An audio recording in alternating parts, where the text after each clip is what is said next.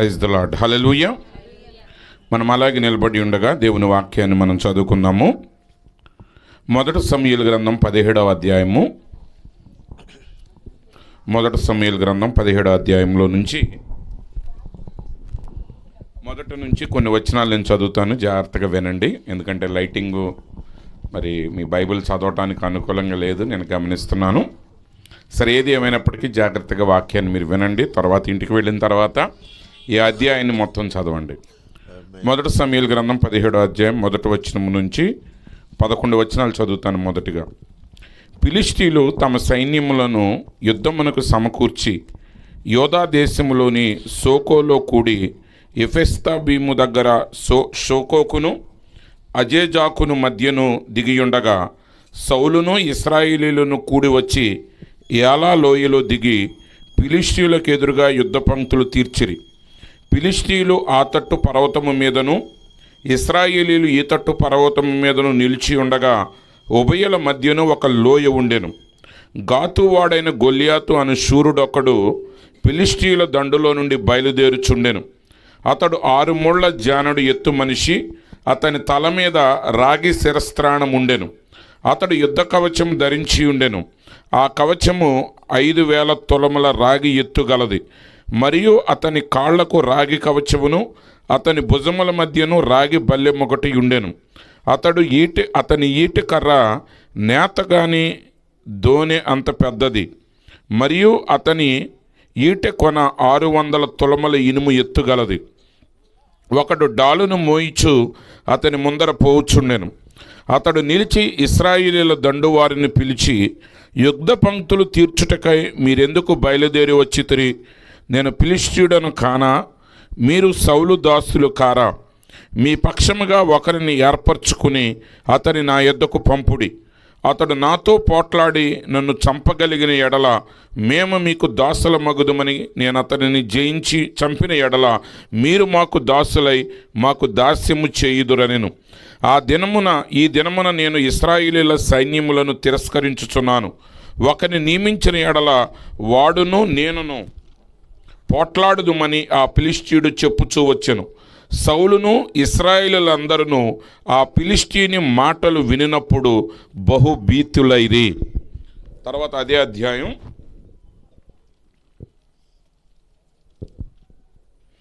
47వ వచనం నుండి, మొదటి సమూయేలు గ్రంథం 17వ అధ్యాయం 47వ వచనం నుండి, అప్పుడు యెహోవా కత్తి చేతను ఈటె చేతను రక్షించువాడు కాడని ఈ దండు వారందరూ తెలుసుకుందరు.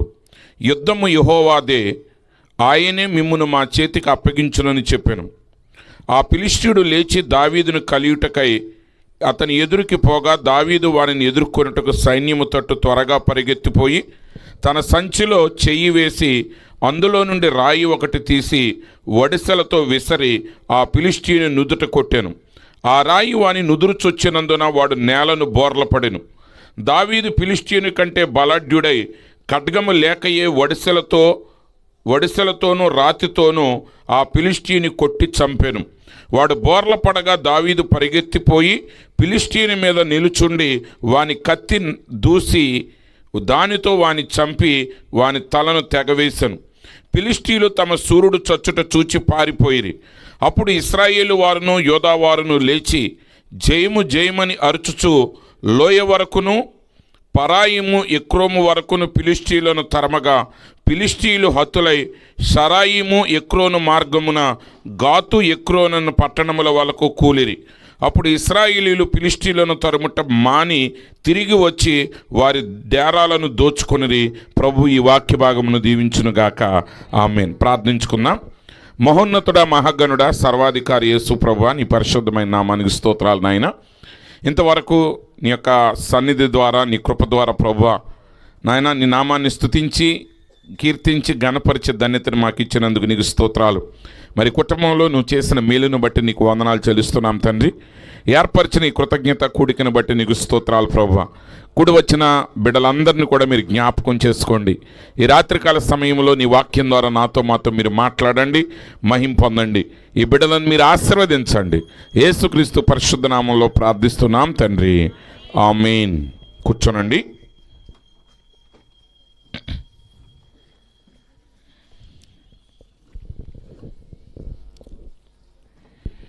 హల్లెలూయా.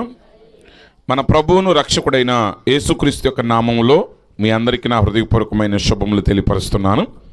మరి మొదటిగా ప్రేమతో నన్ను ఆహ్వానించి మీ మధ్య వాక్యాన్ని ప్రకటించడానికి సమయం ఇచ్చిన దైవజనులు పాస్టర్ దేవమందిరం గారికి నా యొక్క ప్రత్యేకమైన వందనాలు. అదే రీతిగా ఈ కూడికని ఏర్పాటు చేసినటువంటి కుటుంబ సభ్యులు, మరి సహోదరుడు గోపి గారు, వారి యొక్క సతీమణి రాహేల్ గారికి నా యొక్క ప్రత్యేకమైన వందనాలు తెలియపరుస్తూ ఉన్నాను. మరి ఈ సమయంలో నేను మీదట ఒక చాలా ప్రాముఖ్యమైన అంశాన్ని పెట్టబోతున్నాను. మీరు చాలా జాగ్రత్తగా వాక్యాన్ని గమనించండి. నేను ఎక్కువసేపు మాట్లాడను, నడిపింపును బట్టి కొద్ది సమయం నేను మాట్లాడతాను. కానీ చాలా ప్రాముఖ్యమైన విషయం మీరు చాలా జాగ్రత్తగా గుర్తించండి. నేను మాట్లాడాలనుకున్న అంశం ఏంటంటే, కల్వరిలో క్రీస్తు సాధించిన విజయమును స్వతంత్రించుకొనుము.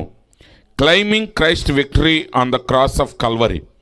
ఈరోజు క్రైస్తవ జీవితాన్ని మనం గమనించినప్పుడు చాలామంది క్రైస్తవ జీవితం అంటే ఎలా అనుకుంటున్నారంటే, అది ఎప్పుడు కూడా బాధలతో, శ్రమలతో, శోధనలతో ఉంటుంది అని అనుకుంటున్నారు. కానీ నిజానికి యేసుక్రీస్తు తన శిలువ మరణం ద్వారా మన కొరకు ఏమి సాధించాడో మనం గ్రహించగలిగితే, నిజంగా ఆ వాక్యాన్ని గన మనం గ్రహించి ఆ వాక్యంలో ఉన్న ప్రత్యక్షతను కానీ మనం తెలుసుకోగలిగితే, యేసుప్రభు అంటున్నాడు, పాతాళలోక ద్వారములు మీ ఎదుట నిలవజాలవు. ఈరోజు మనము ఏదో సాతానికి మనం భయపడేవారిగా ఉండక్కర్లేదు. ఈరోజు ఏ ప్రమాదం జరుగుతుందని ఎదురు చూస్తూ ఉండక్కర్లేదు. లేదా ఏదో ఒక శోధన మన జీవితాల్లోనికి వచ్చినప్పుడు మనం కలవరపడుచూ ఉండేవారిగా ఉండక్కర్లేదు. ఈరోజు క్రైస్తవ జీవితాలను మనం గమనించినట్లయితే, ఈరోజు క్రైస్తవ సమాజము ప్రపంచంలో దాని యొక్క సారాంశాన్ని కోల్పోయింది. లోక సంబంధమైన సంపదల్ని క్రైస్తవ్యం అనుకుంటున్నారు కొంతమంది శ్రమలు పడటమే క్రైస్తవ్యం అనుకుంటున్నారు. కానీ నిజమైన క్రైస్తవ్యం ఏంటంటే, తనను తాను తృణీకరించుకుని యేసుని వెంబడిస్తూ ప్రతి సాతాను క్రియ మీద విజయము మనము సాధించటమే దేవుని యొక్క చిత్తమై ఉన్నది. మనమేదో పేదవారిగా, మనం బలహీనులుగా, భయపడేవారిగా ఉంటే అది దేవుని నామానికి ఘనత తీసుకుని రాదు. కానీ ఈరోజు మనం చూసినట్లయితే ప్రతి క్రైస్తవ కుటుంబంలో అనేక రకాలైన సమస్యల చేత వారు పీడించబడుతున్నారు, అనేక రకాలైన ఇబ్బందుల చేత వారు పీడించబడుతూ ఉన్నారు. అయితే దేవుని వాక్యం ఏమని సెలవిస్తుందంటే, వాటన్నిటి మీద ఆయన మనకు విజయాన్ని ఇచ్చాడని ఆయన చెప్తున్నాడు. అయితే విజయవంతమైన క్రైస్తవ జీవితాన్ని మనం ఎలా జీవించగలం? ఒక క్రైస్తవుడు విజయవంతంగా ఎలా జీవించగలడు? ఈరోజు నీ క్రైస్తవ జీవితం అనేది ఒక ధైర్యంతో, ఒక శక్తిగా, ఒక ఉత్సాహంతో ఎల్లప్పుడూ కూడా ధైర్యంగా నిలబడగలిగిన స్థితిలో నువ్వు ఎప్పుడు ఉండగలవంటే, కల్వరి శిలువలో యేసుక్రీస్తు ఏమి సాధించాడో నువ్వు గ్రహించగలగాలి. మనం చదివిన ఈ లేఖన భాగాన్ని మనం గమనించినట్లయితే, ఒక చిన్నపిల్లల స్టోరీగా మీ అందరికీ దావీదు గొల్లియాతు కథ తెలుసు. ఆ కథను పూర్తిగా వివరించడం నా ఉద్దేశం కాదు. కానీ మీరు ఇంటికి వెళ్ళిన తర్వాత తప్పకుండా, ఒకవేళ ఆన్లైన్లో నా ప్రసంగాన్ని వినేవారు ఎవరైనా ఉంటే, ఈ ప్రసంగం అంతా అయిపోయిన తర్వాత ఈ మొదటి సమూయేలు గ్రంథం 17వ అధ్యాయం మొదటి వచనం నుండి చివరి వచనం వరకు ప్రార్థనాపూర్వకంగా చదవండి. ఆ వాక్యాన్ని మీరు ధ్యానించండి. ఆ వాక్యాన్ని మీరు నిజంగా గ్రహించగలిగితే మీ క్రైస్తవ జీవితంలో గొప్ప గొప్ప విజయాలను మీరు సాధించగలరు. ఇక్కడ మనం గమనించినప్పుడు, ఇశ్రాయేలులను రాజైన సౌలు పరిపాలిస్తున్న కాలంలో ఫిలిష్తీయులు ఇశ్రాయేలు దేశం మీదకి దాడి చేశారు. ఫిలిష్తీయులు ఒక కొండ వైపున నిలబడ్డారు, ఇశ్రాయేలీలు మరొక కొండ వైపు నిలబడ్డాడు. అయితే ఇశ్రాయేలీలకు రాజు ఎవరంటే సౌలు రాజు అయి ఉన్నాడు. ఇశ్రాయేలీలకు సౌలు రాజుగా ఉన్నాడు. అతడు మొదటి రాజు. అతడు భుజాలు మొదలుకొని అందరికంటే ఎత్తైన వాడు, మంచి రూపసి, మంచి శక్తిమంతుడు. ఆయన దగ్గర గొప్ప సైన్యం ఉన్నది, దేవుని ప్రవక్త చేత అభిషేకించబడిన వాడు. అయితే తన క్రైస్తవ జీవితంలో దేవునిని వెంబడించే విషయంలో వెనకడుగు వేయటం ప్రారంభించాడు. కొన్ని విషయాల్లో దేవుని కంటే ఆయన అధికారానికి ప్రథమ స్థానం ఇవ్వటం మొదలుపెట్టాడు. దేవుని వాక్యానికంటే మనుషులకు విలువనివ్వటం మొదలుపెట్టాడు. ఈరోజు ప్రియమైన సహోదరి సహోదరులారా, మీ క్రైస్తవ జీవితంలో మీరు నిజమైన విజయాన్ని ఎప్పుడు సాధించగలరంటే, ఏ సమయమందైనా దేవుని వాక్యం కొరకు, దేవుని కొరకే మీరు నిలబడగలగాలి. ఈరోజు ఒక ఉదాహరణ చెప్తానేనండి. ఒక సహోదరి ఉండేది. ఆమె అద్దింట్లో ఉండేది, చాలా చిన్న అద్దింట్లో ఉండేది. ఆమె ప్రార్థనకు రావటం మొదలుపెట్టిన తర్వాత దేవుడు ఆమెను ఆశీర్వదించాడు. ఆమె ఒక స్థలాన్ని కొనుక్కున్నది. ఆ స్థలాన్ని కొనుక్కున్న తర్వాత ఆ స్థలాల్లో మరి ఒక ఇల్లు కట్టాలని ఒక నిర్ణయం తీసుకున్న తర్వాత ఆ ఇంటికి మరి ఆ యొక్క పునాది రాయి వేయటానికి నన్ను ఆహ్వానించారు. అయితే విషయం ఏంటంటే, ఆ కుటుంబంలో ఆ మొక్కతే ప్రభు దగ్గరికి వచ్చింది. ఆ మొక్కతే యేసు ప్రభువుని నమ్మింది. మిగిలిన వారు ఎవరు కూడా ప్రభువుని నమ్మలేదు. అయితే ఆమె భర్త ఆమె విశ్వాసానికి అడ్డు చెప్పేవాడు కాదు. అయితే ఆ పేదరికం నుంచి, అసలు అద్దింటిలో ఉండటానికి కూడా వీలు లేని స్థితిలో నుంచి ఒక స్థలం కొన్న తర్వాత, ఇప్పుడు ఆ స్థలంలో ఒక ఇల్లు కట్టడం మొదలుపెట్టిన తర్వాత ఏమైందంటే మీకు తెలుసు, చెరువు నిండితే 10,000 కప్పలు వస్తాయి. చెరువు నిండగానే ఏమొస్తాయండి? కప్పలు వచ్చేస్తాయి. ఇక అందరు బంధువులు వచ్చేసారు. నేను ఆ పునాది రాయటానికి వెళ్ళాను, నేను మా సంఘ పెద్దను తీసుకుని. ఇప్పుడు వాళ్ళ బంధువులందరూ వచ్చి ఒక్కొక్కరు ఒక్కొక్క మాట చెప్తున్నారు. ఏం చెప్తున్నారు? ఒక్కొక్కరు ఒక్కొక్క మాట చెప్తున్నారు. ఇదిగో ఇక్కడ వేయాలి, ఇదిగో ఇట్లా వాస్తు చూడాలి, ఇట్లా పసుపు పెట్టాలి, ఇంక రకరకాలు చెప్తున్నారు. నేను ఒకటే చెప్పానమ్మా, ఇవన్నీ చేస్తే ఈ పని నేను చేయను అంటే, ఆ ఒకళ్ళ చుట్టమాకు వచ్చామంటుంది. అయ్యగారు ఏస్తే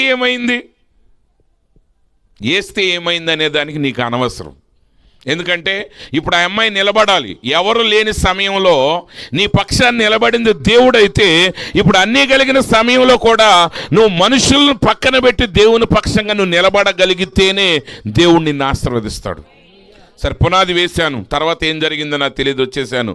మళ్ళీ కొన్ని రోజుల తర్వాత దాన్ని ఏమంటారు, గుమ్మాలు ఎత్తడానికి మళ్ళీ పిలిచారు. మరి గుమ్మాల దాకా వెళ్ళేసరికి మళ్ళీ వచ్చి పడ్డారు.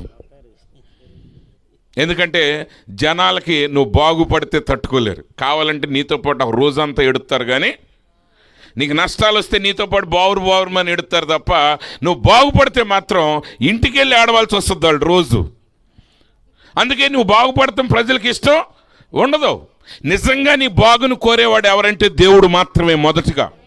దీని అర్థం మనుషుల్ని మీరేదో అనమని కాదు. దాని అర్థం ఏంటంటే, ఏ వ్యక్తి అయితే నిన్ను దేవుని వాక్యం నుంచి పక్కకు తప్పిస్తున్నాడో అతడు ఏ ఉద్దేశం చేతాన్ని చేయనివ్వండి, అతడు నిన్ను నాశనానికి నడిపిస్తున్నాడు. అక్కడ చాలా పెద్ద ఇబ్బంది జరిగింది. సరే, నేను చెప్పాను, ఇక మేము వాక్యానుసారంగా మేము చేస్తాం, మిగతా విషయాలు మాకు సంబంధం లేదని అక్కడితో వచ్చేసాం. మీకు తెలియదు, అక్కడితో ఆ ఇల్లు కట్టడం ఆగిపోయింది. ఎందుకని? ఆమె ఒకప్పుడు అక్కడ వరకు ఆమెను తీసుకొచ్చింది ఎవరు? దేవుడు. ఒకప్పుడు ఎవరు లేని సమయంలో, ఒకప్పుడు అయ్యగారు మా అమ్మగారు వాళ్ళు పట్టించుకోవట్లేదు, మా అత్తగారు పట్టించుకోవట్లేదు అనే మనిషి, మా చుట్టాలు ఎవరు మమ్మల్ని పట్టించుకోవట్లేదు అనే మనుషులు, ఇప్పుడు నువ్వు ఆశీర్వదించబడగానే ఇప్పుడు వాళ్ళు వచ్చి దేవుడితోనే ఏం చేస్తున్నారంటే వాళ్ళు పందెం వేస్తున్నారు. మేం కావాలా, దేవుడు కావాలా. మళ్ళీ కొంతమంది అంటారు, మేము చెప్తున్నామమ్మా, మీరు చేస్తే చేయండి, లేకపోతే లేదు, మళ్ళీ తర్వాత నన్ను అనొద్దు. నిన్నంటే నువ్వేం చేస్తావు? కానీ ముందు చెప్పేస్తారు, ఇదిగో ఆకులు ఇట్ట కట్టాలి, తేడా వస్తే నన్ను అడగద్దు. కట్టిన తర్వాత ఏదన్నా అయిందనుకో, ఏమోనమ్మా కట్టమన్నారు, కట్టాను, నీ ఇంట్లో జరిగిన దానికి నేను బాధ్యుడినా? ఏదో మంచి అని చెప్పాను తప్ప. కానీ ప్రభు అంటున్నాడు, నేను నీకు మాట ఇచ్చానంటే ఆ మాట నెరవేర్చేవాడై ఉన్నాడు. ఆయన మాట ఇచ్చినప్పుడు నువ్వు నమ్మదగిన వాడుగా లేకపోయినా ఆయన మన ఎడల నమ్మదగిన వాడుగా ఉన్నాడు.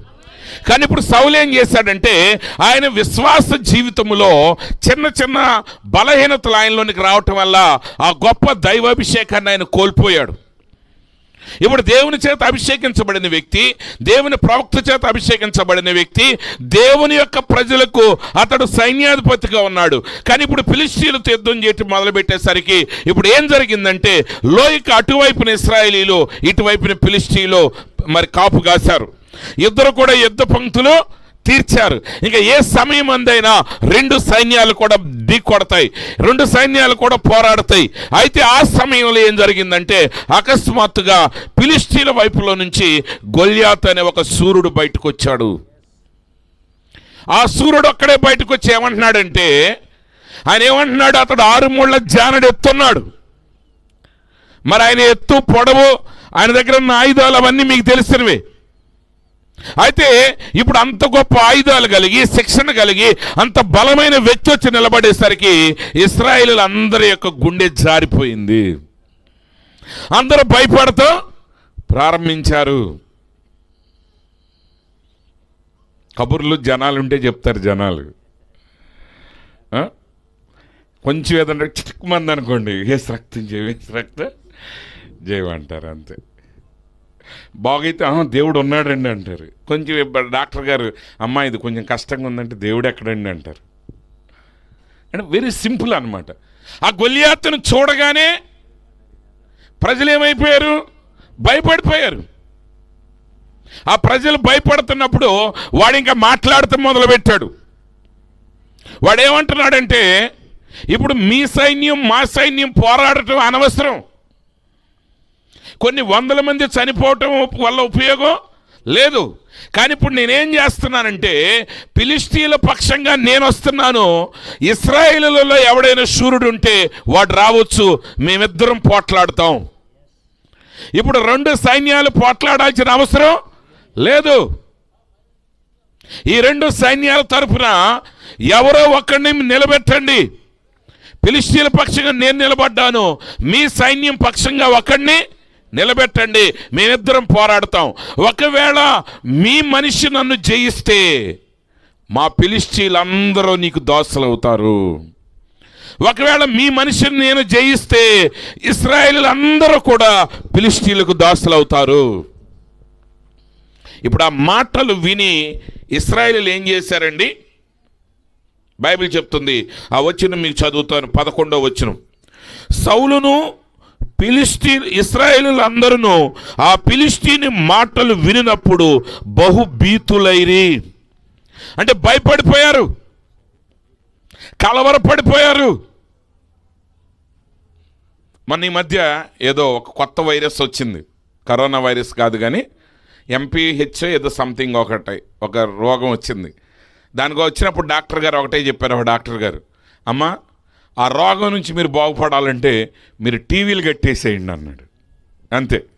ఆ టీవీలు కట్టేస్తే ఆ రోగం ఏమైపోద్ది? తగ్గిపోద్ది. ఇప్పుడు దాన్ని ఏమంటారు, బర్డ్ ఫ్లూ అని వ్యాధి ఉంది. ఆ వ్యాధి ఏమో కానీ మొత్తాన్ని కోళ్ళ పరిశ్రమ అంతటిని కూడా కుప్పకూల్చేశారు.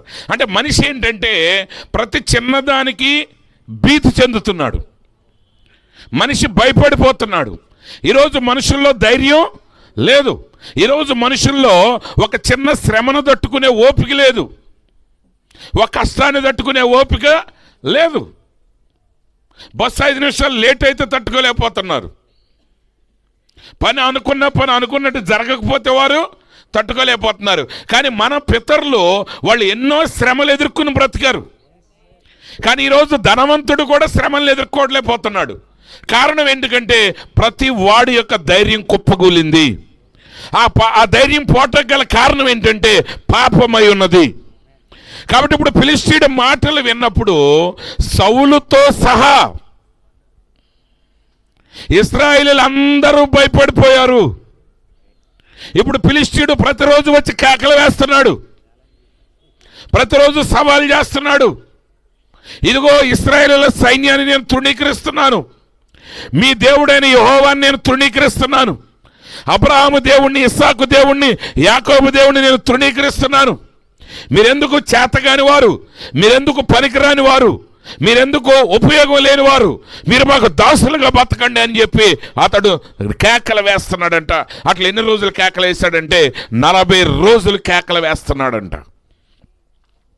40 రోజులు అనేసి కేకలకి ఒక్క జవాబు కూడా రాలేదు ఇశ్రాయేలీయుల పక్షంగా. వాళ్ళు వణికిపోతూ ఉన్నారు. ఎవరు వణుకుతున్నారు? సైన్యం వణికిపోతుంది, సైన్యాధిపతి వణికిపోతున్నాడు, ఆ దేశపు రాజు వణికిపోతున్నాడు. ఇట్లా 40 రోజులు జరిగింది. సవాల్ ఏంటంటే మీ తరపున ఒక మనిషిని తెచ్చుకోండి, నేను ఆ మనిషితో పోట్లాడతాను. ఎవడు గెలిస్తే గెలిచిన వాడికి మిగిలిన సైన్యమంతా లోబడుతుంది. ఈ పాయింట్ మీరు చాలా జాగ్రత్తగా గమనించాలి. అయితే 40 రోజుల తర్వాత 40వ రోజున గొర్రెలు కాసుకునేటువంటి దావీదు, ఆయన అప్పటికే దేవుని చేత అభిషేకించబడ్డాడు. దేవునిని స్తుతించి ఆరాధించే అనుభవం కలిగిన వాడు. ఆయన ఎల్లప్పుడు కూడా ఎక్కడున్నప్పటికీ, ఆయన ఏ పనిలో ఉన్నా ఎల్లప్పుడు కూడా తన దృష్టిని, తన మనస్సుని దేవుని మీదే నిలిపాడు. ప్రియమైన సహోదరి సహోదరులారా, ఈరోజు నిజమైన దైవభక్తి కలిగి జీవించడం అనేది అది పాస్టర్ గారు ఒక్కడ పని కాదు, అది ప్రతి విశ్వాసి పని అయి ఉన్నది. మీకు తెలుసా, బైబిల్ గ్రంథంలో యేసుక్రీస్తు మొదటి రాకడలో నెరవేరిన ప్రవచనాలలో 70% ప్రవచనాలు ఒక దావీదు రాశాడు.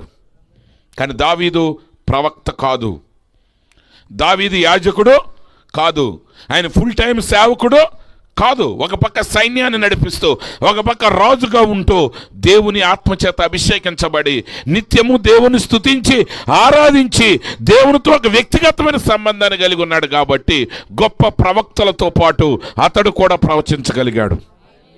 ఈరోజు ప్రతి విశ్వాసి మీరు దేవునికి యాజకులై ఉన్నారు. మీరు దేవుని యొక్క సన్నిధిలో ఒక రాజులై ఉన్నారు. ఈరోజు మనం సమస్యలకు భయపడకూడదు, ఈరోజు సమస్యలకి మనం కృంగిపోకూడదు. కానీ ఈరోజు మన క్రైస్తవ సమాజం ఎలా తయారైందంటే, ఈ మాట నేను వాడొచ్చలేదు కానీ ఎవడు బిచ్చమేస్తాడా ఎదురు చూస్తామే మన పని ఏంటండి. ఎవడు ఒక చర్చ్ ఉందనుకోండి, ఒక 100 మంది చర్చ్ ఉందనుకోండి, ఇగో ఆయన గెలిస్తే మనకి ఇది వస్తుందండి, ఈయన గెలిస్తే ఇది వస్తుంది. అసలు వీళ్ళు కాదు, అసలు గెలిచినోడు ఒకడు ఉన్నాడు, ఆయన గెలిచాడన్న సంగతి నీకు తెలిస్తే అప్పుడు నువ్వు పిలిచిస్తావు ఒక్కొక్కడికి మీకేం కావాలని. ఆమె ఎవడు గెలవాలి? గెలవాల్సిన వ్యక్తి గెలిచేశాడు ఆల్రెడీ. నువ్వు ఇంకా ఫిలిష్తీయుడు యొక్క శబ్దాన్ని నేను వింటున్నావు. ఫిలిష్తీయుడు ఎప్పుడో ఓడిపోయాడు, ఇప్పుడు దావీదు వచ్చాడు అక్కడికి. దావీదు ఎందుకు వచ్చాడంటే అన్నలకు ఆహారం ఇవ్వటానికి వచ్చాడు. కానీ అన్నలకు ఆహారం ఇవ్వటానికి వచ్చేసరికి అన్నలందరూ పొదల చాటును దాక్కున్నారు. ఈ గొప్ప శబ్దాన్ని దావీదు అంటున్నాడు. దావీదు అన్నాడు, ఎవడీడు? ఏంటి కేకలేంటి? వీడు దేవుని యొక్క సైన్యాన్ని అవమానించడం ఏంటి? ప్రియమైన సహోదరి సహోదరులారా, ఈరోజు క్రైస్తవ్యం అనేది మాటలతో మిగిలిపోయింది కానీ శక్తి మిస్ అయింది. కానీ ఈరోజు మనం శక్తి కలిగిన క్రైస్తవ్యాన్ని కలిగి ఉండాలి. మన మాట అందుకే బైబిల్ చెప్తుంది, అపోస్తలుడైన పౌలు గారు అంటాడు, పైకి భక్తి గలవారై ఉండి దాని శక్తిని ఆశ్రయించిన వారికి శ్రమ, అట్టి వారికి విముఖుడవై ఉన్నామన్నాడు. ఈరోజు నీ భక్తి శక్తి కలిగిస్తుంది. నువ్వు నిజమైన భక్తి కలిగి ఉంటే ఆ భక్తిని ఖచ్చితంగా శక్తినిస్తుంది. ఆ శక్తి ప్రతి శత్రువుని పారద్రోలగలుగుతుంది. ఒకవేళ నువ్వు శత్రువుని పారద్రోలలేకపోతున్నావా, దేవుని సన్నిధిలో నిలిచుండు, ఆయన సన్నిధిలో మోకరించి ప్రార్థించు ఆ శక్తిని పొందుకునే వరకు. ఇప్పుడు దావీదు అంటున్నాడు, ఎవడు వీడన్నప్పుడు ఆయనకి చెప్పారు, అయ్యా వాడు ఫిలిష్తీయుడు. మరి వాడు ఫిలిష్తీయుడు అయితే వాడు కేకలేస్తుంటే మీరు అందరూ ఏం చేస్తున్నారు? సౌలు ఏం చేస్తున్నాడు? సైన్యం ఏమి చేస్తుంది. వాళ్ళు అన్నారు, వరి బాబు వాడు 6 ముళ్ళ జానడు ఎత్తున్నాడు. అది ప్రజలు ఏంటంటే చిన్నవాడి మీద పడటానికి సిద్ధంగా ఉంటారు. చిన్నవాడు ఏదైనా తప్పు చేశాడు అనుకోండి, ఒక చిన్న 10 రూపాయలు ఎవడైనా దొంగతనం చేస్తే ఊరంతా వచ్చి కొడద్దండి. నువ్వు దొంగతనం చేస్తావు, పనికి మాలినోడు అంటారండి. కానీ 10 కోట్లు ఎవడన్నా అన్యాయం చేస్తే వాడి జోలికి వెళ్ళే శక్తి ఎవడికి ఉండదు. చిన్న వాటి మీద ఎగురుతారు, పెద్దవాళ్ళ దగ్గరికి వచ్చేసరికి పారిపోతారు. ఇప్పుడు వాళ్ళు గొలియాతును చూసి భయపడుతున్నారు. వాళ్ళు గొలియాతును చూసి భయపడుతున్నప్పుడు దావీదు వచ్చి అంటున్నాడు, మీరు ఎందుకు భయపడుతున్నారు? వాడిని నేను చంపుతాను,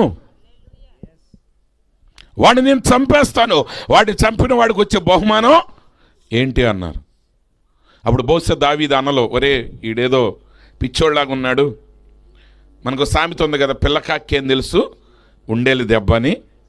ఆ పిల్లకాకి ఉండేలు దెబ్బ తెలీదు, వీడికి సైన్యం అంటే ఏంటో తెలీదు, వీడేదో గొర్రెలు కాసుకునేవాడు, వీడేదో యుద్ధం దగ్గరకు వచ్చి పెద్ద కబుర్లో చెప్తున్నాడు అని అనుకుని ఆయన్ని నెమ్మళపరచడానికి ప్రయత్నించాడు. కానీ దావీదు వినిపించుకోలేదు.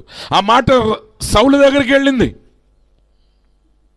ఆ మాట సౌలు దగ్గరికి వెళ్ళినప్పుడు సౌలు ఆయన్ని పిలిపించాడు. ఆయన పిలిపించి చూసి అంటున్నాడు, ఆయన కూడా అనుకుని ఉంటాడు, దావీదు వస్తుంటే ఆడ 6 మూళ్ళ జానుడు ఉంటే ఈడెవడ 8 మూళ్ళ జానుడు ఉంటాడు అనుకున్నాడు. కానీ వస్తే 5 అడుగుల కంటే తక్కువ ఉన్నాడు ఈయన. ఆడేమో 6 మూళ్ళ జానుడు అంటే ఆల్మోస్ట్ 10 అడుగుల పైన ఉన్నాడు. ఈయన చూస్తే 5 అడుగుల మధ్యలో ఈయన ఉన్నాడు.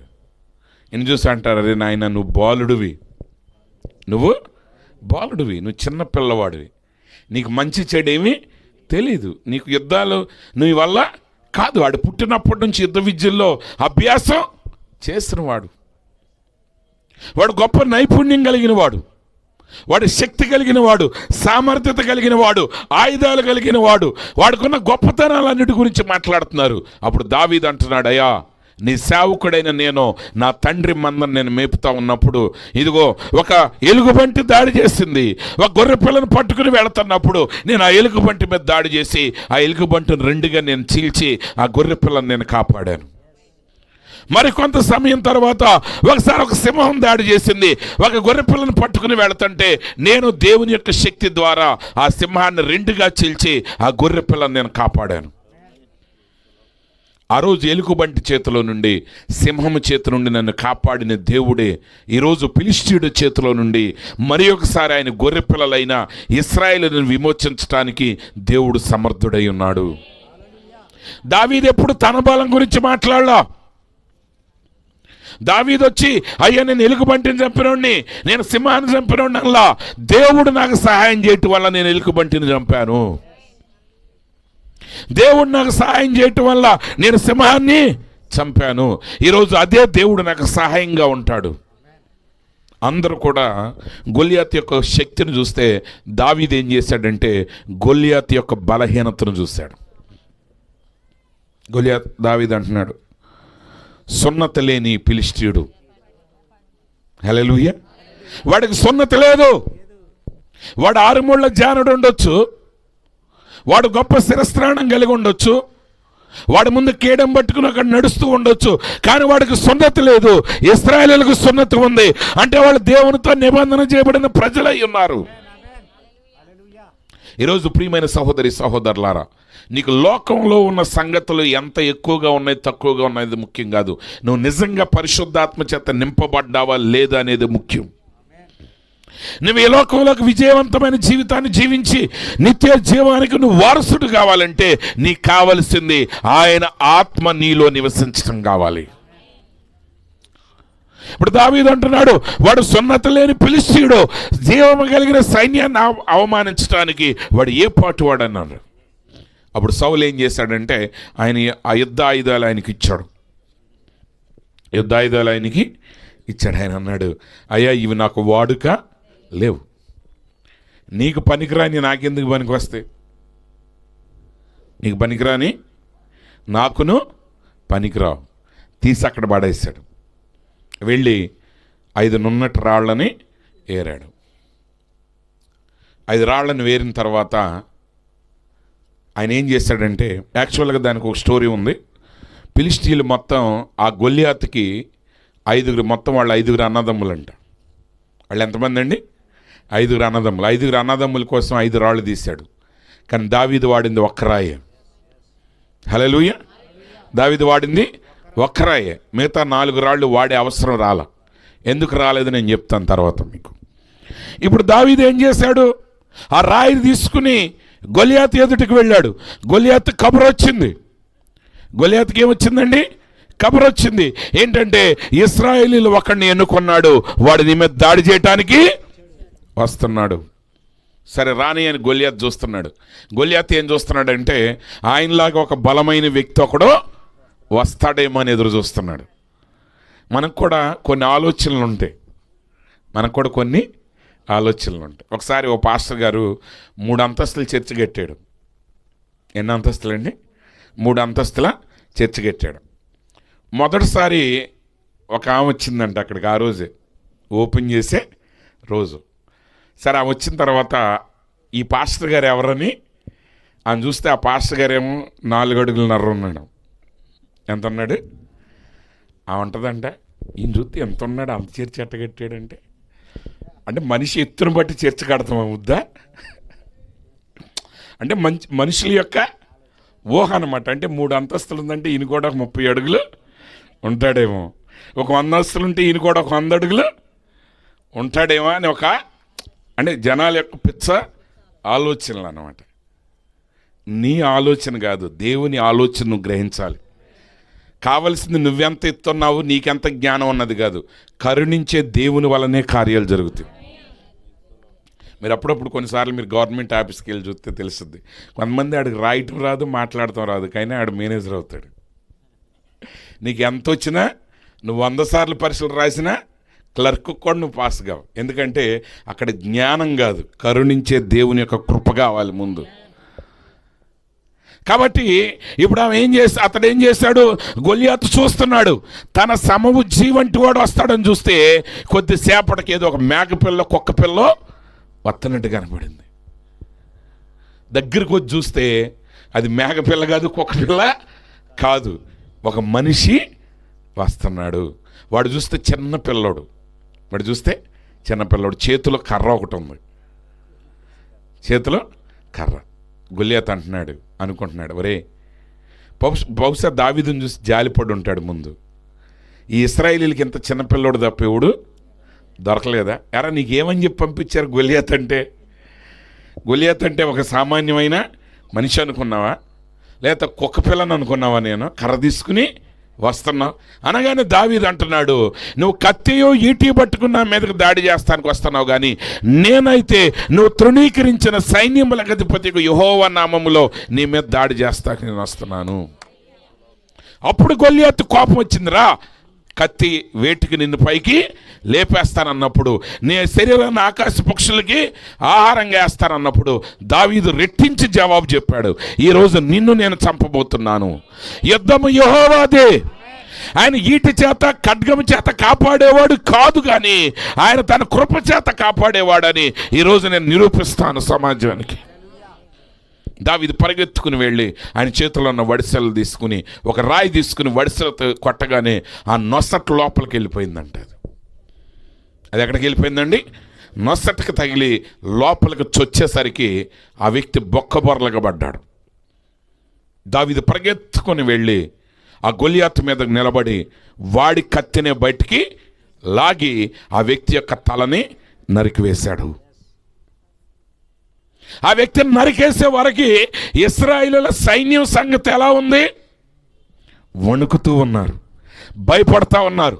బహుశా దావీదు వెళుతూ ఉంటే వాళ్ళందరూ అని ఉంటారు, వరే పనికిమాలినోడా, ఆడిని ఎందుకు పంపించారా, ఇప్పుడు ఆడు పోయాడు అనుకో, అనవసరంగా మనం బానిసలమే అయిపోతాం. కలవరం, భయంతో ఏం జరుగుతుందో అర్థం కాని స్థితిలో వాళ్ళు ఉన్నారు. కానీ ఎప్పుడైతే గొలియాతు ఏం చేశాడంటే వాడిని హతము చేశాడో, గొలియాతు వాడిని ఏం చేశాడండి? హతం చేశాడు. వాడిని హతం చేయగానే ఇశ్రాయేలు అందరూ ఏం చేస్తున్నారు?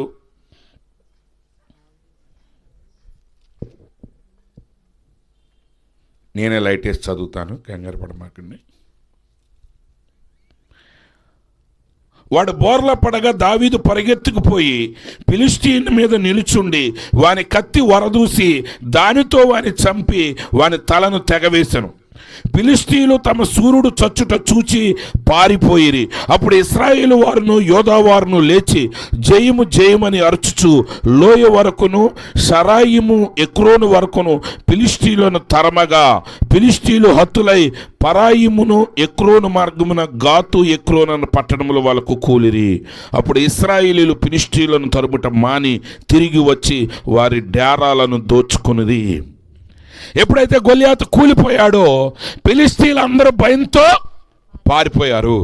అప్పటి వరకు వణుకుతో, భయముతో, భీతితో దాక్కున్న ఇశ్రాయేలీయుల వారు, యోధా వారు ఒక్కసారి పైకి లేచి వారు జయము జయమని కేకలు వేయచ్చు ఇప్పుడు ఫిలిష్తీయులను తరవటం మొదలుపెట్టారంట. ఎంత తరిమారంటే ఆ మిగిలిన రాళ్ళు వాడాల్సిన అవసరం దావీదుకు రాలేదు. ఆ నలుగురిని మిగిలిన ఫిలిష్తీయులను ఎవరు చంపారంటే ఇశ్రాయేలు సైన్యం చంపివేసింది. వాళ్ళని పూర్తిగా చంపి వాళ్ళని అనేక పట్టణాల వరకు, అంటే వాళ్ళ దేశం వరకు, వాళ్ళ యొక్క ప్రాంతాల వరకు తరిమి వాళ్ళని పూర్తిగా నేలమట్టం చేసి వెనక్కి తిరిగి వచ్చి వారి డేరాలను దోచుకున్నారు. ఇంత ధైర్యం ఎక్కడి నుంచి వచ్చింది వీళ్ళకి? ఎక్కడి నుంచి వచ్చిందంటే వారి పక్షముగా నిలబడిన వాడు విజయాన్ని సాధించాడు. ఈరోజు దీనికి మనకి ఏంటి సంబంధం? ఈరోజు ప్రియమైన సహోదరి సహోదరులారా, హెబ్రీయులకు రాసిన పత్రిక చెప్తుంది 2వ అధ్యాయం.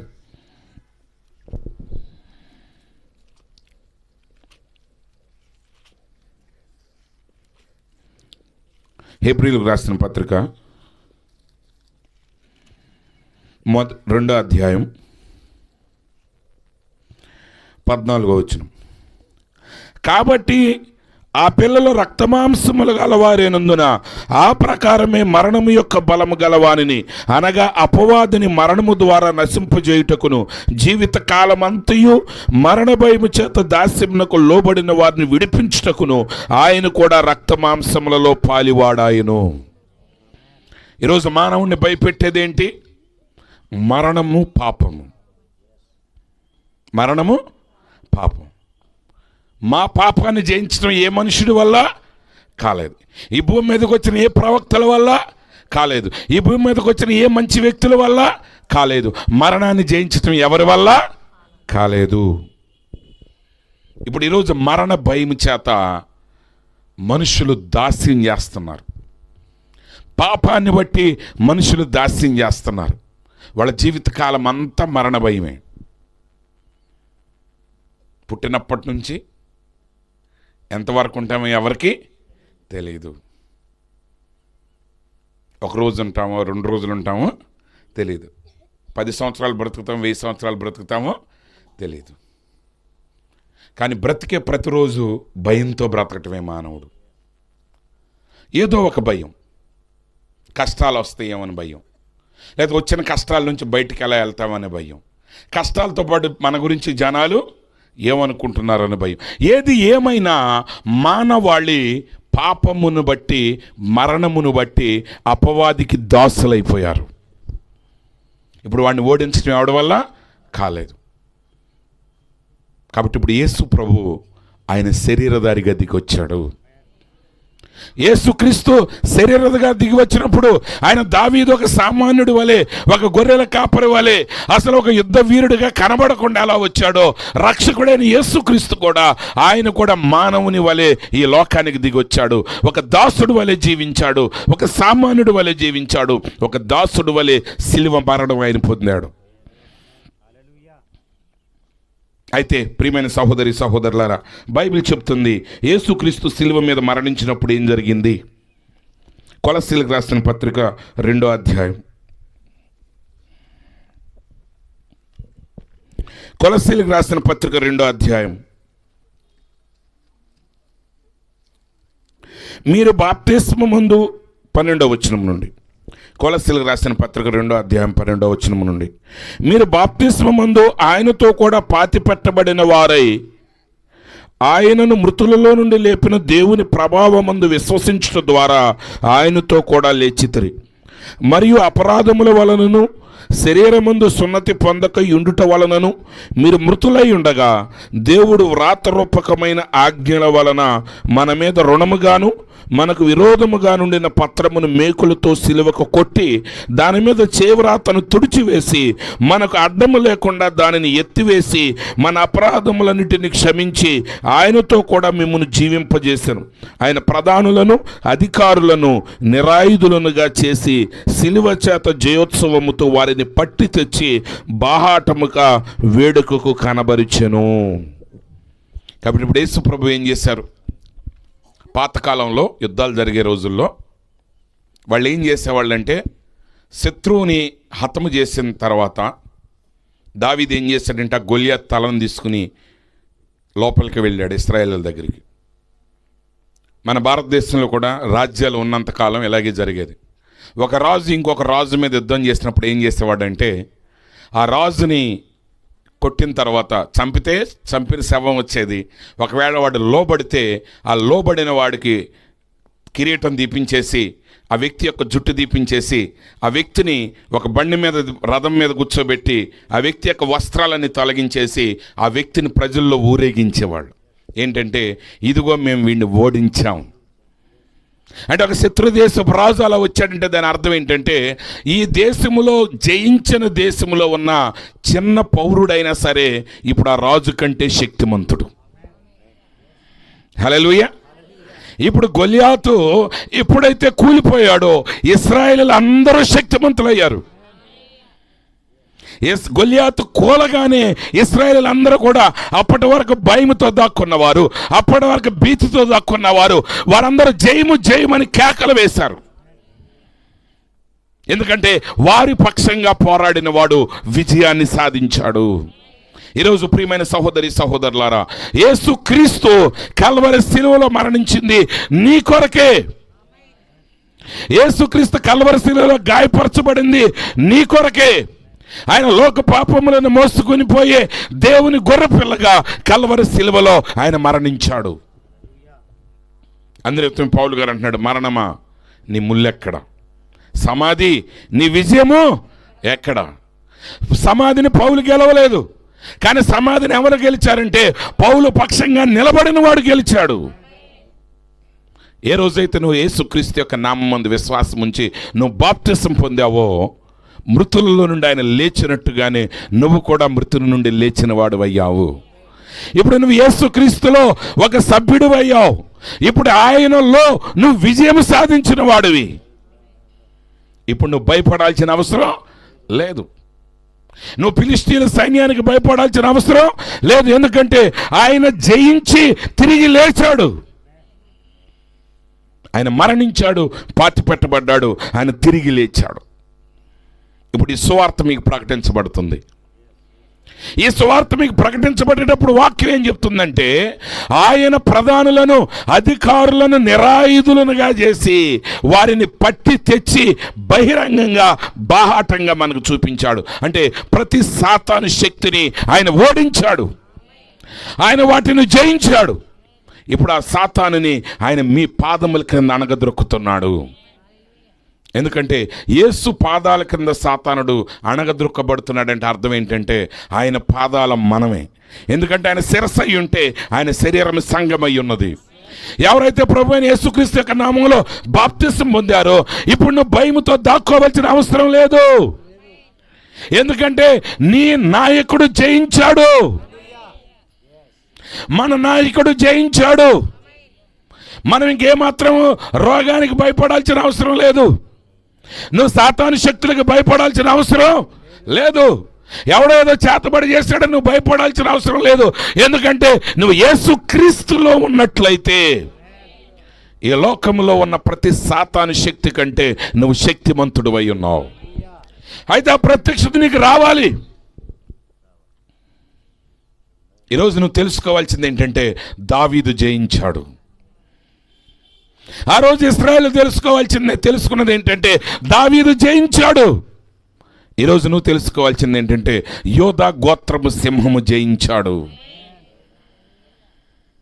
యోహాను ఆ గ్రంథాన్ని విప్పటానికి, ఆ గ్రంథాన్ని చూడటానికి యోగ్యుడు ఎవడో లేడన్నప్పుడు, యోహాను ఏడుస్తూ ఉన్నప్పుడు ఒక దూత వచ్చి ఆయనతో అంటున్నాడు, ఆ పెద్దల్లో ఒకడొచ్చి అంటున్నాడు, నువ్వు ఏడవవద్దు, యోధా గోత్రపు సింహము జయించాడు. ప్రియ సహోదరి సహోదరుడా, నీ జీవిత ప్రయాణంలో, నీ విశ్వాస యాత్రలో నువ్వు ఎలాంటి సమస్యల మధ్యన ఉన్నా, ఎలాంటి పోరాటాల మధ్య ఉన్నా నువ్వు ఒకటి గుర్తుపెట్టుకో, యోధా గోత్రపు సింహము జయించాడు.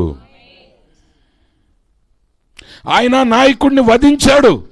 ఇప్పుడు నువ్వు చేయవలసింది ఏంటంటే విశ్వాసంతో నువ్వు లేచి ప్రతి శత్రువుని నీ పాదాల క్రింద నువ్వు అణగద్రొక్కాలి. దేవుడిచ్చిన ప్రతి వాగ్దానాన్ని నువ్వు స్వతంత్రించుకోవాలి.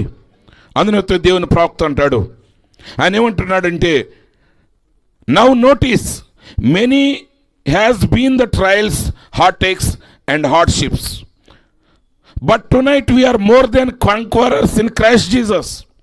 ఈరోజు అనేకులు శ్రమల గుండా వెళుతున్నారు, శోధనల గుండా వెళుతున్నారు, అనేక మంది గుండె నొప్పులతో బాధపడుతున్నారు, అనేక మంది ఎవరు మొయ్యలేని కష్టాల గుండా ప్రయాణిస్తున్నారు. అయితే గుర్తుపెట్టుకో, ఈ రాత్రి నువ్వు యేసుక్రీస్తునందు ఉన్నట్లయితే నువ్వు జయించిన వాడి కంటే గొప్పవాడవై ఉన్నావు.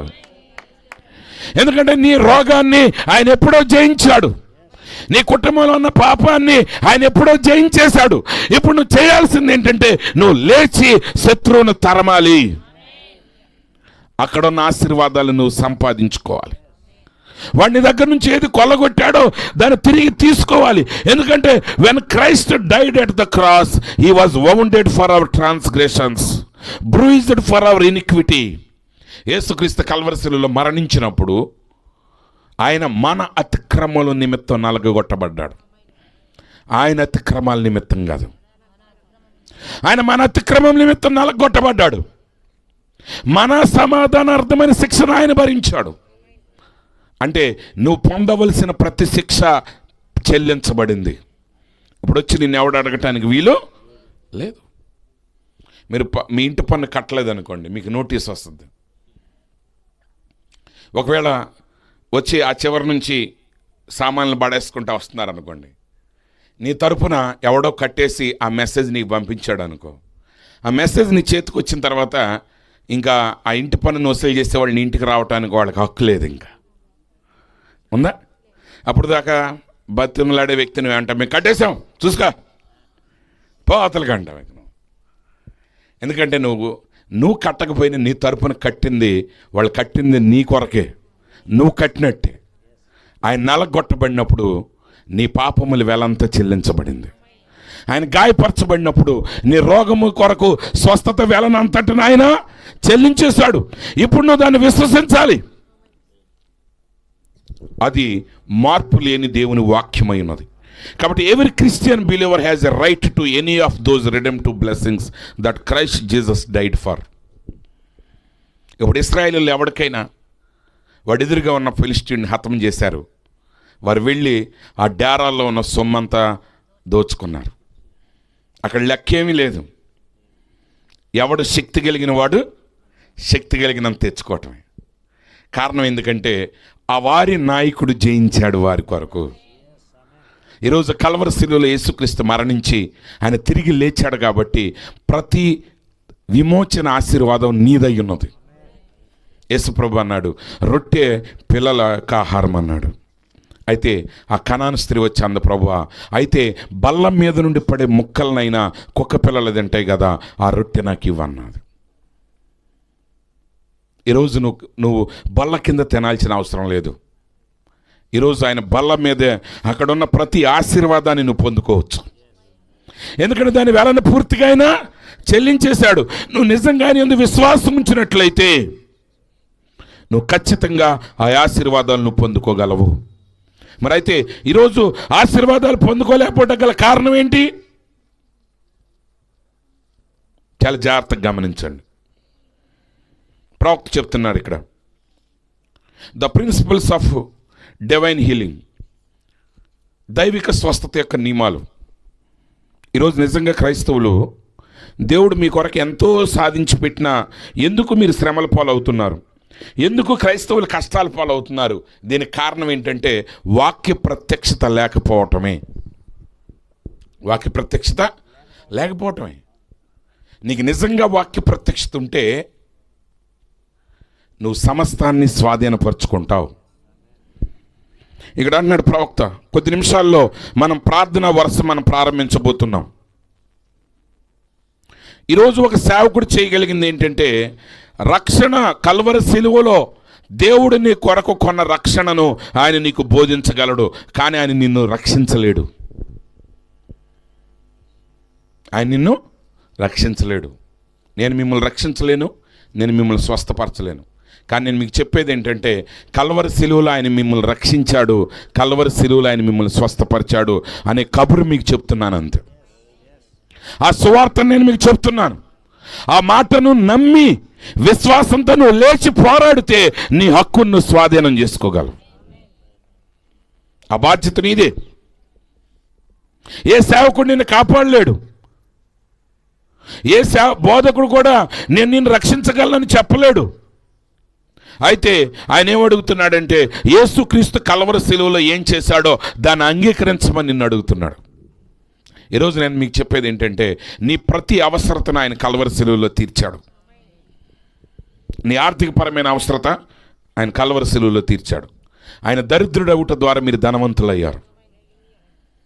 ఆయన గాయపరచబడుట ద్వారా మీరు స్వస్థత పొందారు. ఆయన త్రోసివేయబడుట ద్వారా మీరు దేవుని చేత అంగీకరించబడ్డారు. ఆయన మరణించడం ద్వారా మీరు తిరిగి లేచారు. ఆయన తిరిగి లేచుట ద్వారా మీరు నీతిమంతులుగా మారబడ్డారు. నిత్య రాజ్యానికి మీరు వారసులు అవుతున్నారు. నువ్వు చేయాల్సింది ఏంటంటే దాన్ని నువ్వు నమ్మటమే. నువ్వు ఆయన నమ్మి ఆయన యొక్క నామంలో నువ్వు బాప్తిసం పొంది నువ్వు క్రీస్తు యేసులోనికి ప్రవేశించినప్పుడు ఏం జరుగుతుందంటే ప్రతి సాతాను శక్తి నీ పాదాల క్రిందకి దిగి వస్తుంది. ప్రతి శత్రువు నీ పాదాల క్రిందకి దిగి వస్తున్నాడు. ప్రియమైన సహోదరి సహోదరులారా, ఇక్కడ జాగ్రత్తగా చూడండి. ప్రవక్త అన్నాడు, well same thing by the divine healing. దైవిక స్వస్థత విషయం అదే. రక్షణ అనేది నువ్వు అంగీకరిస్తేనే నువ్వు పొందుకోగలవు. స్వస్థత అనేది కూడా నువ్వు అంగీకరిస్తేనే పొందుకోగలవు. ఆశీర్వాదం అనేది కూడా నువ్వు అంగీకరిస్తేనే పొందుకోగలవు. కొంతమంది క్రైస్తవులు ఏమంటారంటే ఎప్పుడు భిక్షమెత్తుకుని బతికేవాడిదే భక్తి అంటారు. ఎప్పుడు భిక్షమెత్తి బతకడం అంటే జనాలు ఏంటంటే ఒకటే గుర్తుపెట్టుకోండి, నీకు ఉన్నదాన్ని కాక మరొకటి అడుగుతారు అంతే. ఇప్పుడు స్టార్టింగ్ మేము హీరో హోండాలు కొన్నప్పుడే అందరూ ఏమన్నారంటే ఏలియా హీరో హోండాల మీద తిరిగాడా, బాప్తిస్మం ఇచ్చే యోహాను హీరో హోండాల మీద తిరిగారా, వీళ్ళు పడిపోయారు అన్నారు. సరే అట్టాగే ఆ హీరో హోండాలతో వెళ్తుంటే మాకంటే ముందున్న వాళ్ళు కారులు కొన్నారు. ఇప్పుడేమంటున్నారు, ఆడికి భక్తి ఉంటే కారు ఏదో అడిగి. ఒక ఆయన వచ్చి నన్ను ఒక ప్రసంగాన్ని పిలవటానికి ఒక పెద్ద సంఘం వాళ్ళు వచ్చారు, చాలా ఊరు నుంచి. వాళ్ళు వచ్చి ఏమంటారంటే అయ్యగారు మీ కారు ఏదని అడుగుతున్నారు వాళ్ళు. అంటే మన కారును బట్టి మనకి వాళ్ళు ఏమిస్తారు, డేటు ఫస్ట్ డే పెట్టాలా, సెకండ్ డే పెట్టాలా, మూడో రోజు పిలవాలనేది దేన్ని బట్టి, మన కారు అనమాట. మన కారు చిన్న కారు అనుకోండి, మొదటి రోజు పిలుస్తారు. కారు పెద్ద కారు అయితే లాస్ట్ రోజు పిలుస్తారు. అది అంటే ఇప్పుడు ప్రసంగం చేసేవాడికి ఏం కావాలి, ఆడికి వాక్యం ఉన్నా లేకపోయినా పర్లేదు, కారు ఉంటే పర్లేదు. అందుకే నాకు ఆయన చెప్తున్నాడు, యేసు ప్రభు ఇశ్రాయేలుతో అంటూ ఉంటాడు, యెహోవా ఆయన ఏమంటాడంటే నేనే మీ పాలుని స్వాస్థ్యమునై. అమ్మ చూసారా ప్రభు ఏమంటున్నాడు, నేనే మీ పాలుని అన్నాడు. అంటే ఆయనే గేదెలను అక్కడ పెట్టి పాలు తీసుకొచ్చి ఇస్తున్నాడంట. పాలు తాగారనుకోండి మంచి బలం ఉంటుంది, పాలుని మనం తోడు పెట్టుకుంటే పెరుగవుద్ది అని ప్రసంగం చేస్తున్నాడు. ఈనేవాళ్ళు మళ్ళీ ఈనేవాళ్ళు మామూలు వాళ్ళు కాదు, వాళ్ళు పెద్ద పెద్ద కారుల్లో వచ్చిన వాళ్ళు. ఎంత వస్తేనే వాక్య జ్ఞానం లేకపోతే నీకు లోకంలో ఎంతున్నా వేస్ట్. అంటే ప్రజలు ఎప్పుడు కూడా ఏదో ఒకటి లేని వాళ్ళకి కావాలి. కానీ ఇక్కడ మీరు గుర్తుపెట్టుకోవాల్సింది ఏంటంటే మీరు వాక్యాన్ని వాక్యంగా స్వీకరించడం నేర్చుకోవాలి. నువ్వు ఎప్పుడైతే వాక్యాన్ని వాక్యంగా స్వీకరించడం మొదలు పెడతావో అప్పుడు నీ జీవితం మారటం మొదలవుతుంది.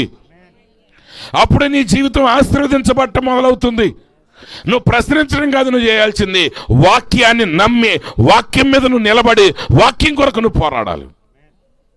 ఒకవేళ నువ్వు ఎప్పుడు కూడా ఇదిగో యేసుప్రభు నడిచి వెళ్ళాడు అనుకుంటే నువ్వు నడిచి వెళ్తావు, ఇంక చేసేది ఏమీ లేదు. కానీ యేసుప్రభు ఆ రోజు గాడిద మీద వెళ్ళాడు. యేసుప్రభుకి ఆ రోజు ఓడలు ఉన్నాయి, పడవలు ఉన్నాయి. చాలామంది ఏమనుకుంటారంటే చాలా ప్రసంగాల్లో మీరేమనుకుంటారంటే పేతురు గారు చాలా పేదోడు అనుకుంటారు. పేతురు చేపలు పట్టే పేతురుని యేసుప్రభు పిలిచాడమ్మా అంటారు. ఎందుకంటే ఈ ప్రాంతం వాళ్ళకి చేపలు పడటం అనేది ఎంత పెద్ద ఆదాయమో మీకు తెలియదు, అది ప్రాబ్లం. మనకి ఇక్కడ చేపలు పడుతుంటే గాలం తీసుకుని వెళ్ళి దాన్ని వాగుల్లో వేయటం అనుకుంటారు. కానీ సముద్రం మీద చేపలు పట్టే వాళ్ళలో ఒక చిన్న పడవ నడపటానికి ఒక 50 లక్షల నుంచి ₹1 కోటి టర్న్ ఓవర్ కావాలంట. పేతురు గారికి అలాంటి ఓడలు చాలా ఉన్నాయి.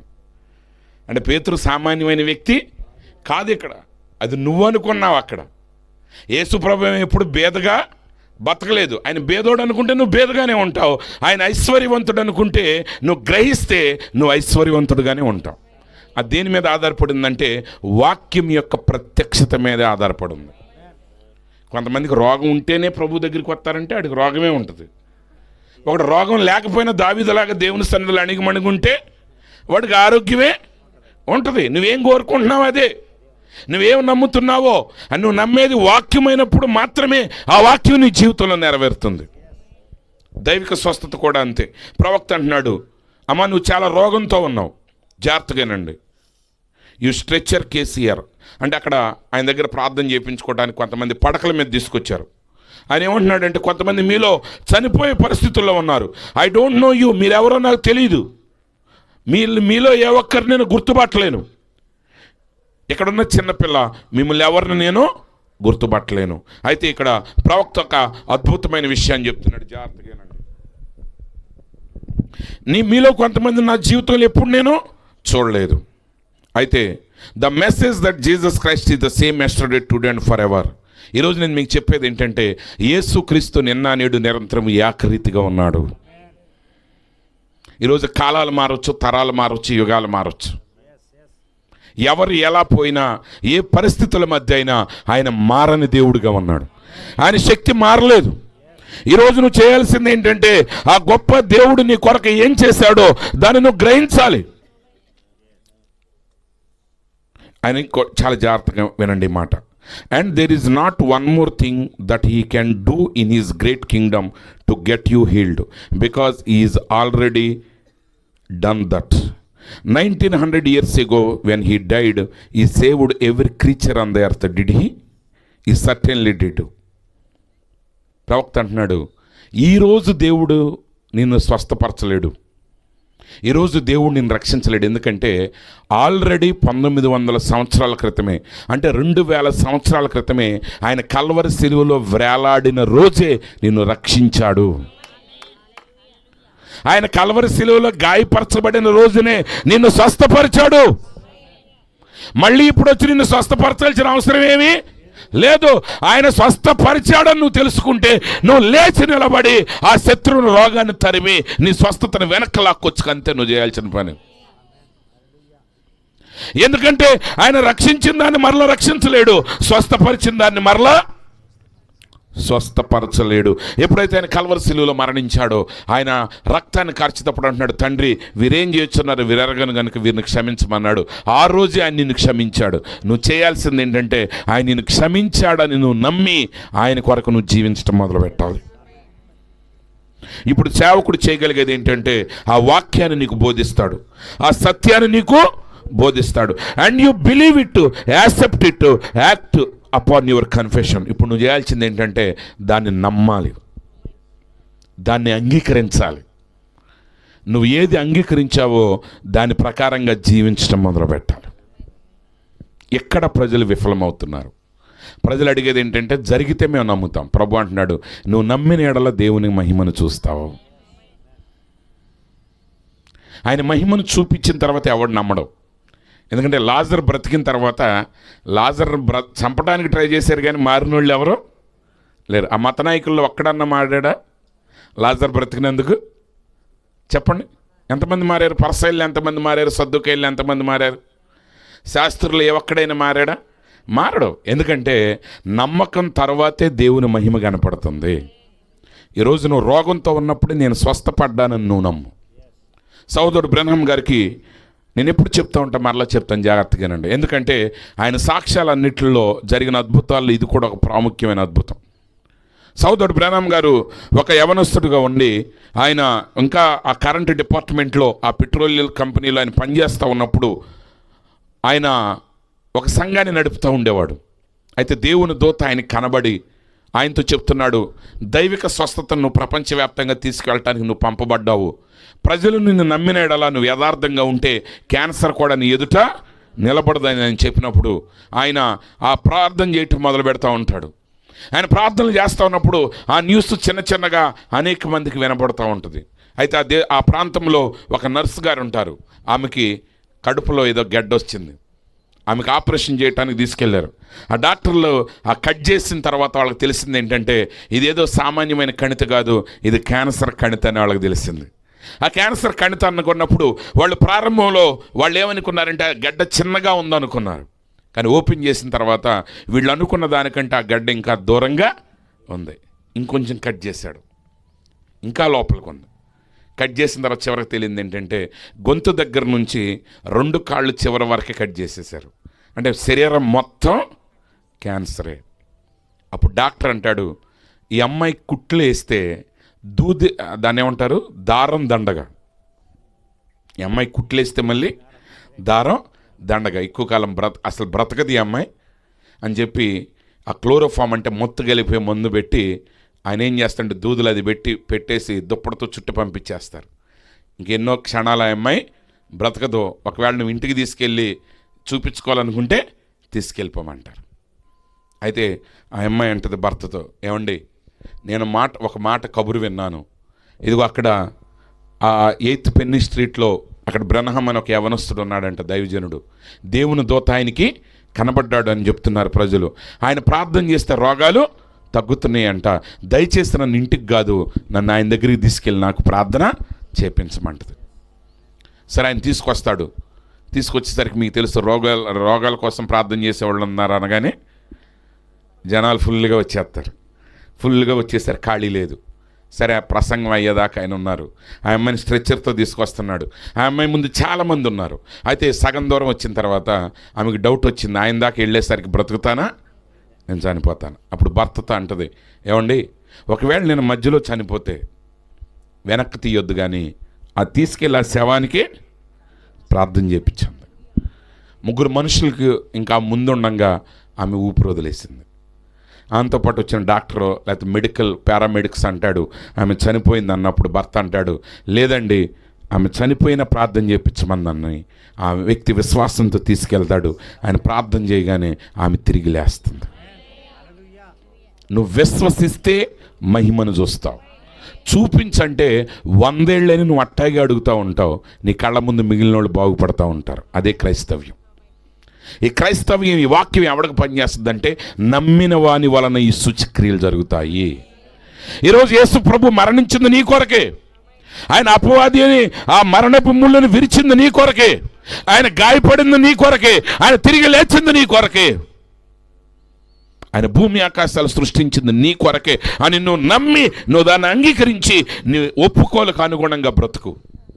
నువ్వు నిజంగా యేసుక్రీస్తు బిడ్డవైతే యేసుక్రీస్తు బిడ్డగానే బ్రతకటం మొదలుపెట్టు. నువ్వు నిజంగా యథార్థంగా బ్రతకటం మొదలుపెట్టు. అప్పుడు ప్రతి శత్రువుని ఆయన నీ పాదాల కింద అణగదొక్కుతాడు. నువ్వు శత్రువులతో స్నేహం చేస్తూ ఉంటే దేవుడు నిన్ను అణగదొక్కడు, శత్రువులను అణగదొక్కడు. శత్రువులే నిన్ను అణగదొక్కుతారు, దేవుడు అణగదొక్కడు నిన్ను. ఇప్పుడు అన్నం తినకపోతే నీరసం వస్తుంది. దానికి అర్థం నీరసానికి కారణం అన్నం కాదు, నువ్వు తినకపోవటం నీ తప్పు. వాక్యాన్ని నమ్మకపోవటం వలన నీకు కష్టాలు ఎదురవుతున్నాయి. ఆ కష్టాలకు దేవుడు కారణం కాదు, కానీ ఆ కష్టాలను ఆయన ఎప్పుడో జయించేశాడు. ఆ గొలియాతుని ఆయన కూల్చేశాడు. ఇంకా గొలియాతుకు నువ్వు భయపడాల్సిన అవసరం లేదు. ఇప్పుడు శత్రువు యొక్క తల, ఆ ఘట సర్పం యొక్క తల చెత్తగొట్టబడింది. వాడేదో తోక ఊపుతున్నాడు అంతే. నువ్వు దానికి భయపడకుండా వాక్యం తీసుకుని నువ్వు నిలబడు. Get go out, say you are well, believe you are well, act like you are. నువ్వు లేచి నువ్వు చెప్పు, నేను స్వస్థత పొందానని. స్వస్థత పొందిన వాళ్ళకి తిరగటం మొదలుపెట్టు. నీ ఒప్పుకోలేని ఆయన నీ జీవితంలో నెరవేరుస్తాడు. కాబట్టి ప్రియమైన సహోదరి సహోదరులారా, ఈరోజు మనం చేయాల్సింది ఏంటంటే, ఈరోజు నీ ప్రతి శత్రువుని ఆయన జయించాడు. నీ ప్రతి పాపపు వెలను ఆయన చెల్లించాడు. ఇహలోకములోను, ఈ లోకయాత్రలో, రాబోయే లోకంలో నీకు కావలసిన ప్రతిదాన్ని ఆయన కల్వరి సిలువలో ఆయన నీ కొరకు అనుగ్రహించాడు. నువ్వు చేయవలసింది ఏంటంటే వాక్యాన్ని నమ్మి ఆయన దగ్గరికి వెళ్ళి నువ్వు దాన్ని అంగీకరించి దాని ప్రకారంగా జీవించటం. ఆయన నీ కొరకు ఆ శత్రువుని బాహాటంగా అవమానపరిచాడు. నువ్వు చేయాల్సింది ఏంటంటే నువ్వు ఆయన నామంలో బాప్తిసం పొంది ఆయన కుమారుడిగా కుమార్తెగా మారి ఆయన వాక్యాన్ని పట్టుకుని నువ్వు శత్రువుతో పోరాడటం మొదలుపెట్టు. ఆ మిగిలిన ఆ 9 నువ్వు హతం చేయి. మిగిలిన సైన్యాన్ని పగలగొట్టుకుంటా వెళ్ళు. పేతురు యేసుప్రభు అంటాడు, ఈ బండ మీద నా సంఘమును గట్టుదును, పాతాళలోక ద్వారములు దాని ఎదుట నిలవజాలవు. అంటే సంఘం నిజంగా దాని శక్తితో అది నిలబడినప్పుడు ప్రవక్త అంటాడు, when a church recognized who she is, she will become an invincible army అన్నాడు. ప్రవక్త ఏం చెప్పాడంటే, ఒక సంఘము ఆమె స్థానాన్ని గుర్తించినప్పుడు, ఆమె ఎవరో గుర్తించినప్పుడు జయింప సఖ్యము కానీ సైన్యంగా మారుద్దంట. ఇశ్రాయేలు అప్పుడు దాకా భయపడిన వాళ్ళు ఏమయ్యారు? ఒక్కసారే విజేతలు అయిపోయారు, ఒక్కసారి శూరులు అయిపోయారు. ఎందుకంటే గొల్యాతు హతమయ్యాడు, ఇంకా వీళ్ళు హీరోలు అయిపోయి జయము జయమని కేకలు వేశారు. ఈరోజు నీ కొరకు క్రీస్తు ఆ శత్రువుని చిత్తగొట్టాడు, ఆ పాపాన్ని వెలనాయన చెల్లించి వేశాడు, మరణాన్ని జయించాడు. ఇప్పుడు నువ్వు ఎవరికి భయపడాల్సిన అవసరం లేదు. నీ జీవితాన్ని ప్రభువుకు సమర్పించు, ఆయన వాక్య పడుగు జాడల్లో నడువు. నువ్వు ఈ లోకాన్ని పరలోకాన్ని స్వతంత్రించుకుంటావు. అటు కృప దేవుడు మీ అందరికీ అనుగ్రహించునుగాక. ఆమేన్. God bless you.